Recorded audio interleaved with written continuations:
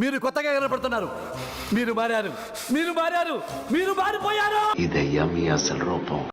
So Gunasekhar గారి euphoria movie ఇప్పుడే చూసొచ్చాను. నాకు సినిమా ఓకే డీసెంట్ యావరేజ్ అనే ఫీలింగ్ వచ్చింది అన్నట్టు. ముఖ్యంగా ఈ సినిమాలో చాలా చాలా చాలా డార్క్ ఎలిమెంట్స్ని చాలా బాగా చూపించారని చెప్తా.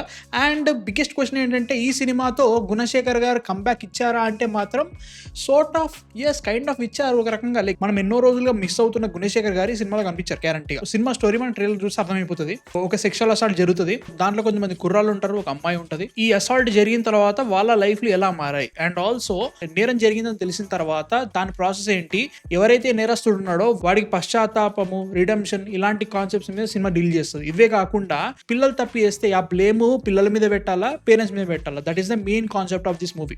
సినిమాలో పాజిటివ్స్ మాట్లాడుకుంటే మాత్రం ఫస్ట్ హాఫ్ లో కొన్ని సీన్స్ పడతాయి.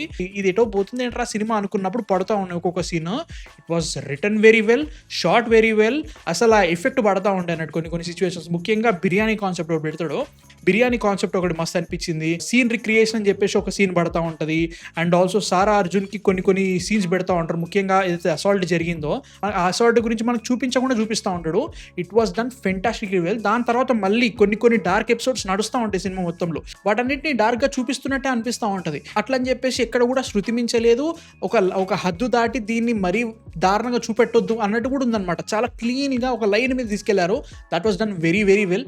Performances in this movie are fantastic bro. Bhumika గారు కానీ, సారా అర్జున్ ఫెంటాస్టిక్, మస్త్ అనిపించింది. అండ్ వికాస్ క్యారెక్టర్ ఏదైతే ఉందో ఆ క్యారెక్టర్ కూడా మంచిగా అనిపించింది. గౌతమ్ మీనన్ గారికి ఒక 1 note పర్ఫార్మెన్స్ ఉంటుంది అనమాట. ఈ సినిమాలో అది సెట్ అయింది, కానీ ప్రతి సినిమాలో అది చేస్తున్నారని ఫీలింగ్ వచ్చింది. And climax was really really really well done. నేను ఎక్స్పెక్ట్ చేయలేదు అంతసేపు ఎటో పోతుంది అనుకున్నా. క్లైమాక్స్ వాజ్ ఫెంటాస్టిక్, మస్త్ అనిపించింది. లైక్ ఒక థాట్ ప్రొవోకింగ్ సిచ్యువేషన్ అయితే క్రియేట్ చేసింది. అక్కడ వరకు సినిమా చాలా బాగుంది. కొన్ని సీన్స్ బాగుంటాయి. ముఖ్యంగా ఇంటర్వెల్ ముందు ఒక కోర్ట్ సీన్ పడతా ఉంటుంది, అది కూడా చాలా చాలా బాగా పెట్టిన అనిపించింది. మెయిన్ సీన్స్ లో ప్రతి దగ్గర కూడా డైలాగ్స్ చాలా చాలా బాగా పడ్డాయి. ఎక్కడ కూడా జరిగిన ఇన్సిడెంట్ ని తక్కువ చేయలేదు, ఏదో నార్మల్ గా తీసినట్టు అనిపించలేదు. ఒక కమర్షియల్ యాంగిల్ అయితే ఖచ్చితంగా తీసుకెళ్లలేదు.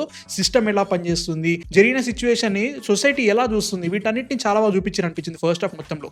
నెగిటివ్స్ గురించి మాట్లాడితే మాత్రం సెకండ్ హాఫ్ ఎటో పోతుంది. సిచ్యువేషన్ ఏంటంటే ఫస్ట్ హాఫ్ అంతా ఒక నడుస్తూ ఉంటుంది. ఇది జరిగింది దీనివల్ల ఇది జరిగింది అని చెప్పేసి క్లీన్ గా మనకి కాజ్ అండ్ ఎఫెక్ట్ కనబడతా ఉంటుంది. సెటప్స్ ఉంటాయి, పే ఆఫ్స్ ఉంటాయి, ఇవన్నీ జరుగుతున్నాయని చూపిస్తూ ఉంటారు. ఇవన్నీ ఓకే. బట్ సెకండ్ హాఫ్లో ఏమవుతుందంటే రిడెంప్షన్ ఆర్క్ అండ్ ఆల్సో పశ్చాత్తాపము వీటన్నిటి మీద వెళ్తూ ఉంటుంది అనమాట. క్షమించరాని నేరం చేసిన వాడికి లైఫ్ లో సెకండ్ చాయిస్ ఇవ్వాలా వద్దా అనే ఒక కాన్సెప్ట్ మీద సినిమా నడుస్తూ ఉంటుంది సెకండ్ హాఫ్ మొత్తం కూడా. అది చూస్తున్నంతసేపు నేను ఫస్ట్ హాఫ్ చూసిన దానికి దీనికి సంబంధం లేదనే ఫీలింగ్ వస్తూ ఉంటుంది. అండ్ ఆల్సో ఏదైతే మెయిన్ పశ్చాత్తాపం అండ్ రిడెంప్షన్ అన్నావో ఆ క్యారెక్టర్ కి అలా ఫీల్ అవ్వాలన్నట్టుగా సీన్స్ ఏవి పడవు. సపరేట్ గా ఏదో డ్రగ్స్ అంటాడు, సైకో సాహిల్ అంటాడు, జైల్ అంటాడు, మధ్యలో జేఈ ఎగ్జామ్ అంటాడు, భూమిక చావ్లా గారు దింకేతో నడుస్తూ ఉంటది. ఆమె క్యారెక్టర్ రైటింగ్ ఓకే కానీ బట్ మొత్తం కళ్ళిం బిల్మ్ అయితే అనమాట. ఫస్ట్ హాఫ్ లో జరిగింది చాలా చాలా చాలా పెద్ద విషయం. సెకండ్ హాఫ్ లో దాని గురించి అసలు సరే పట్టించుకోలేరు. నేరం చేసిర్రు, పెద్ద తప్పు చేశారని చెప్తారు కానీ ఆ తప్పు మీద ఎఫెక్ట్ ఏంటి, విక్టిమ్ పరిస్థితి ఏంటి, వాళ్ళ సిచ్యువేషన్స్ ఏంటి, వాటన్నిటి గురించి ఏవి చెప్పరు. ఒక రేప్ చేసిన వాడికి శిక్ష పడ్డ తర్వాత వాని లైఫ్ ఎట్టుపోతుందో నేను ఎందుకు ఆలోచించాలి, అలాంటి థాట్ ప్రాసెస్ కూడా నడుస్తూ ఉంటుంది. వీటన్నిటి మధ్యలో హెడ్లెస్ చికెన్ లా నడుస్తా అనమాట. సెకండ్ హాఫ్ అంతా కూడా ఎటో పోతా ఉంటుంది. ఒక పాయింట్ చూపిస్తూ ఉంటారు, దానికి దీనికి సంబంధం ఉండదు అనమాట. ఇలా వెళ్తున్నప్పుడు అనవసరమైన సిల్లీ సీన్స్ వచ్చినట్టు, సిల్లీ పర్ఫార్మెన్సెస్ వచ్చినట్టు అనిపిస్తూ ఉంటుంది అనమాట. మళ్ళీ ప్రీ క్లైమాక్స్ వచ్చేసరికి సినిమా మళ్ళీ ట్రాక్ ఎక్కింది. ఎప్పుడైతే క్లైమాక్స్ సీన్ వచ్చిందో అప్పుడు మస్త్ అనిపించింది. బట్ స్టిల్ ఆ క్యారెక్టర్ మీద సెకండ్ హాఫ్ అంతా నడిపించినప్పుడు ఆ క్యారెక్టర్ ఏం ఫీల్ అవుతుంది, ఆ క్యారెక్టర్ పరిస్థితి ఏంటి, వాటన్నిటిని ఇంకా బాగా డైవ్ చేసి ఉంటే, ఈ మధ్యలో ఈ డ్రగ్ యాంగిల్, పోలీస్ యాంగిల్ కాకుండా దాని మీద బాగా పెట్టుంటే I would have been really really happy. Climax చాలా చాలా బాగుంది, అది మస్త్ అనిపించింది. బట్ ఓవరాల్ గా చూసుకుంటే మాత్రం euphoria was a half baked product. ఎందుకంటే ఫస్ట్ హాఫ్ నాకు బాగా నచ్చింది. చాలా చాలా ఆర్టిఫిషియల్ ఎలిమెంట్స్ ఉంటాయి సినిమా మొత్తంలో కూడా, మర్చిపోయినా చెప్పడం. అంటే లైక్ చాలా అవుట్డేటెడ్ టెంప్లెట్ లో నడుస్తుంది అనమాట. షూటింగ్ కానీ, పర్ఫార్మెన్సెస్ కానీ, సీన్స్ సెటప్ కానీ, వాటన్నిటిని చూసుకుంటే ఇది ఎప్పుడో 2010, 2005 ముఖ్యంగా ఒక్కడు ఆ టైంలో చూసినట్టుగా. కొంతమంది పర్ఫార్మెన్సెస్ అయితే మాత్రం ఏంటిది లైక్ ఇది మారదా అని ఫీలింగ్ వస్తూ ఉంటుంది అనమాట. అది కొంచెం తేడా కొట్టేసింది. అవన్నీ పెట్టుకొని కూడా మంచి సీన్స్ ఉన్న తర్వాత సెకండ్ హాఫ్ ఎందుకు అలా వెళ్ళింది నాకు అర్థం కాలేదు అనమాట. బట్ స్టిల్ ఖచ్చితంగా సినిమా ఆలోచింపజేస్తుంది. అలాంటి సీన్స్ పడ్డాయి. సెకండ్ హాఫ్ లో కూడా కొన్ని సీన్స్ ఉన్నాయి. భూమిక గారికి వాళ్ళ కొడుకు క్యారెక్టర్ కి సెకండ్ హాఫ్ లో ఒక సూపర్ సీన్ పడింది. ఆ సీన్ కూడా ఎలా చూపించేశారు చూపిస్తారు, లైక్ అంత దిగజారిపోతాడా మనిషి అనే ఫీలింగ్ వస్తుంది అనమాట మత్తు వల్ల.